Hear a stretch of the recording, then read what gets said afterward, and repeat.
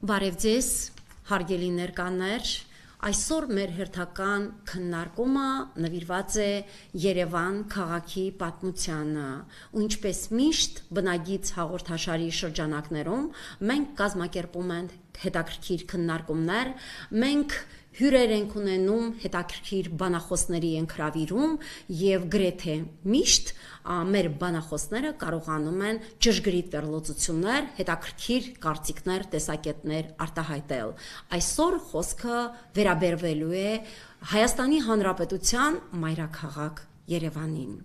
Մի քիչ պատմություն անդրադառնանք, ինչպես գիտեք, Երևանը նախկին մեր Էրեբունին հիմնադրվել է Քրիստոսից առաջ 782 թվականին Արարատյան դաշտի հյուսիսային հատվածում Արգիշտի առաջին համահայկական թագավորության Վանյան արքա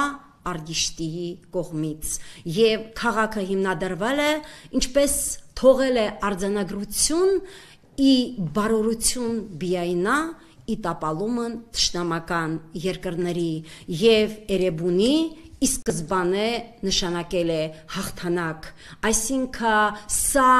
այն անվանումն է, որ պիտի խորհրդանշի Հայաստանի Հանրապետության գոյությունը բոլոր պետականությունների եւ ոչ պետականությունների շրջանակներում։ Հենց մայրաքաղաքը պիտի ներկայացվի հանրապետության իր ողջ ունեցածով պիտի խորհրդանշի ողջ Հայաստանի Հանրապետությունը։ Մենք բոլորս գիտենք, որ Երևան քաղաքի օրը սահմանվել է 2005 թվականի հունիսին Հայաստանի Հանրապետության կառավարության որոշմամբ տոնել հոկտեմբեր ամսվա երկրորդ շաբաթ օրը, այսինքն Երևանի տոնակատարությունը մոտենում է, վաղն է Երևանի օրը, եւ ըստ այդմ մենք որոշել ենք քննարկում կազմակերպել Երևան քաղաքի վերաբերյալ։ Շատ հետաքրքիր է Երևանը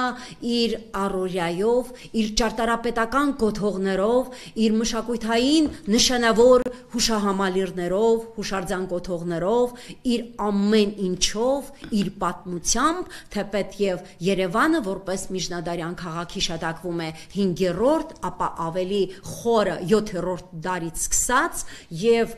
որտեվ վաղ միջնադարում եւ մինչ այդ որոշ ժամանակահատվածում նրա մասին եղած տեղեկությունները կարծես թե բավականին քչանում են եւ ապա միջնադարում Երևանի մասին հիշատակումները ավելի հարուստ են դառնում եւ այսօր ունենք այն